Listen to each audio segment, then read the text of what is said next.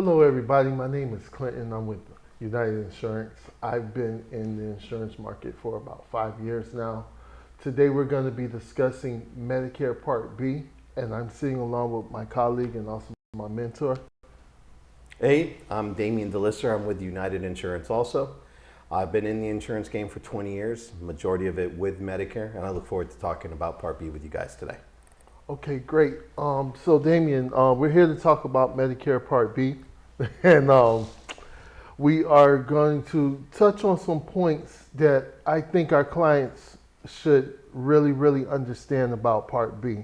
So I'm just going to ask this question. What do you think the most important part of Part B is? I mean, from the financial aspect, I think it's the 170. I think the Part B jumping up almost $30 is huge because, with the inflation and everything going on in our country right now, Right. people financially don't want to hear about that big of a jump. And I think that is definitely the elephant in the room. I know that we do have things that can help offset that, right? But Right. that to me seems to be the biggest gasp I'm getting on the phone with people. I don't know about you, but I am yes. as well, but another thing that my clients are asking me about, they're asking me about other things that Medicare Part B actually doesn't cover. Oh, So I get it. they're looking for, dental coverage and vision coverage and different things that, Yeah. No, it's not really covering that much of it. Even though they're able to go and get a eye exam once a year, it doesn't cover much more than that. Yeah, I mean, listen, I get that too. I get a lot of people that say, hey, I know that there's things out there for Part A, but are there things out there for Part B? The one thing I can say is, look, if you're just doing original Medicare by itself, you're going to have to address that $233 deductible. The good news is, though, it's an annual deductible. Right. I mean, $233 for the year, I know it's more money coming out of your pocket, but in retrospect, with what's out there in the private market, $233 is a small amount. Right? Very small. Very small. And Medicare covers 80, so you're only responsible for 20, right? Right. So, I mean, listen, if we're talking about vision, dental, hearing, all those ancillary products, I know you and I both know there's solutions out there for that.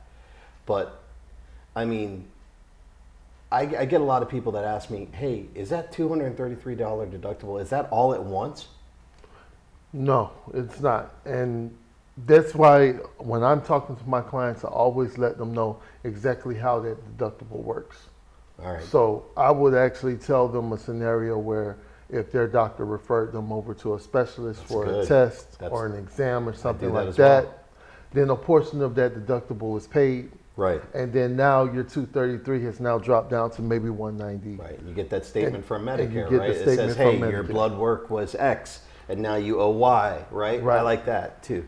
So what about the 20%?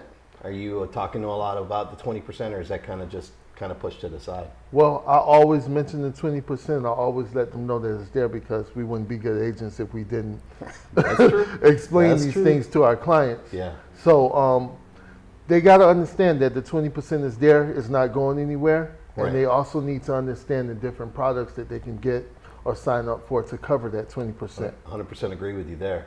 I mean, listen, the thing is, if you have a good agent and somebody that can explain to you the narrative and how it works and what you can do to offset those costs, Right. A lot of people don't realize when you go home from the hospital and they say to you, hey, you're going to have to wear a neck brace, like you see people sometimes in car accidents, or a back Right. brace.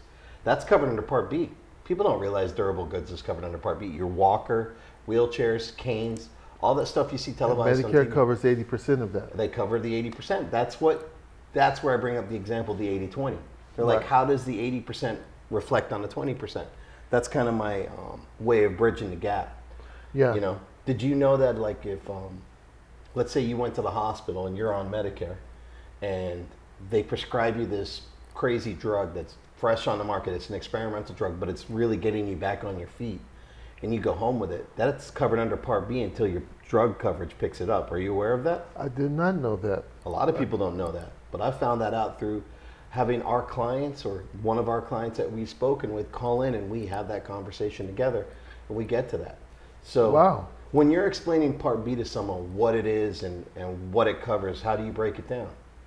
Well, first thing I always do is talk about the cost Yeah. So they're aware of the Elephant in the cost. room, right? The elephant in the room. You got to cover the cost first. Right. And then we hit the bullet points and the details of what Medicare Part B actually covers and what Right. it doesn't cover.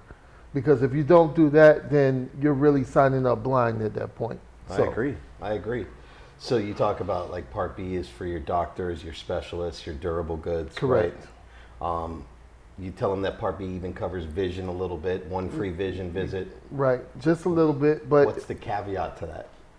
well, I would say the caveat to that is that at least you have that one free visit. No, the optometrist has to take Medicare too. If they're not playing ball with Medicare, then you're not getting any help on that visit.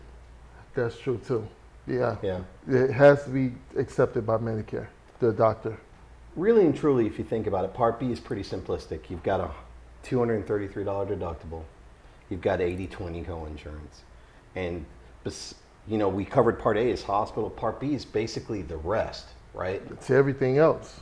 Right. So I think what we could discuss maybe in a future conversation is Part C and maybe some of the Medicare supplements that can also help. We would definitely need to discuss that because that's what's going to cover either all of that 20% or most of the 20% that Medicare isn't going to cover. And it can concur. also help you with some of the deductibles and the co-payments as well. So we'll set up a future conversation, discuss that. And in the interim, if you want to reach out to us, you can call us at 1-800-339-4112 or myunitedinsurance.com. And we have plenty of videos there to discuss some of the other alternatives that we may not have brought up in today's conversation. Thanks for being with us. Thank you.